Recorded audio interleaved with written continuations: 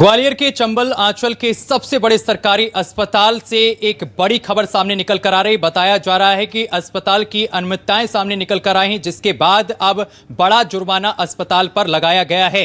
ये बड़ी जानकारी हम आप तक पहुंचा रहे हैं। दरअसल आपको बता दें कि ग्वालियर चंबल आंचल के सबसे बड़े सरकारी हॉस्पिटल जयारोग्य अस्पताल समूह है, जहां पर 1000 बिस्तरों वाले हॉस्पिटल पर पर्यावरणीय नियमों की अनदेखी से जुड़ा यह मामला सामने आया है। राज्य स्तरीय पर्यावरण प्रभाव आकलन प्राधिकरण यानी कि सिया ने अस्पताल परियोजना पर 1 करोड़ 90 लाख रुपए का जुर्माना लगा दिया है। आरोप है कि करीब 305 करोड़ रुपए की लागत से बने इस अस्पताल के निर्माण में पर्यावरणीय स्वीकृति की शर्तों का पालन नहीं किया गया।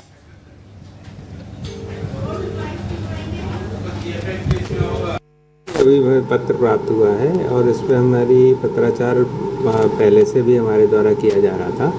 तो अब जो भी अथॉरिटीज़ हैं उनके द्वारा जो इससे संबंधित जो भी कार्रवाई है वो सब चीज़ों का अवलोकन करने के बाद जो भी नियमानुसार कार्रवाई है वो करी जाएगी।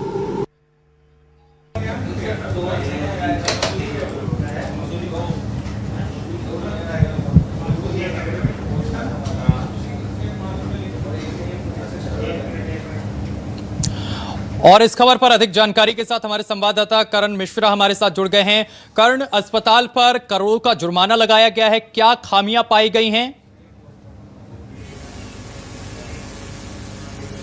सबसे बड़ा अस्पताल यानी जयारोग्य चिकित्सालय समूह और इस समूह के अंतर्गत मरीजों की सुविधाओं के लिए बेहतर सुविधा मरीजों को मिल सके, इसके लिए 1000 बेडेड जो है हॉस्पिटल जो तस्वीर में नजर आ रहा है ये तैयार कराया गया है और लगभग 300 करोड़ से ज्यादा की लागत से इसे तैयार किया गया।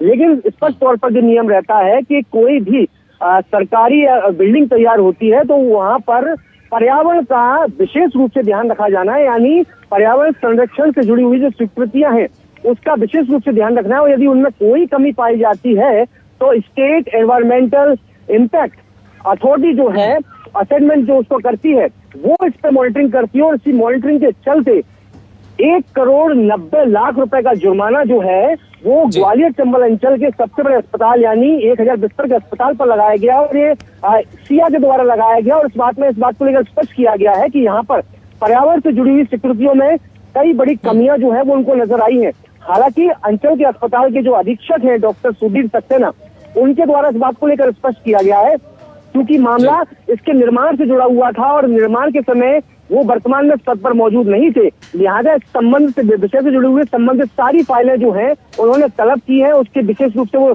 जांच करेंगे और कहाँ क्या कमी रही है उसका भी वो आकलन करेंगे। हालांकि सिया की ओर से सारी कमियां जो हैं उनके सामने रख दी गई हैं और यही वजह है कि सबसे बड़ा माना जा सकता है एक बड़ा जुर्माना 1 करोड़ 90 लाख रुपए का लगाया गया और इसकी वसूली की जिम्मेदारी जो है वो एमपी के जो प्रदूषण नियंत्रण कंट्रोल बोर्ड होता है उनको सौंपी गई है। लिहाजा अब एक और प्रबंधन इसकी पूरी जांच में जुटा हुआ है कि कहाँ क्या कमी रह गई थी, इनको पूरा समय रहते क्यों नहीं किया गया, इतना बड़ा जुर्माना आखिर क्यों लगा, ये तमाम सारा प्रबंधन जो है इस पर पूरे विचार कर रहा है। वहीं दूसरी ओर जो मध्य प्रदेश का पॉल्यूशन कंट्रोल बोर्ड जो है वो वसूली की तैयारी में जुटा हुआ नजर आ रहा है। जी करण, क्या अस्पताल को पहले कोई चेतावनी या नोटिस दिया गया था?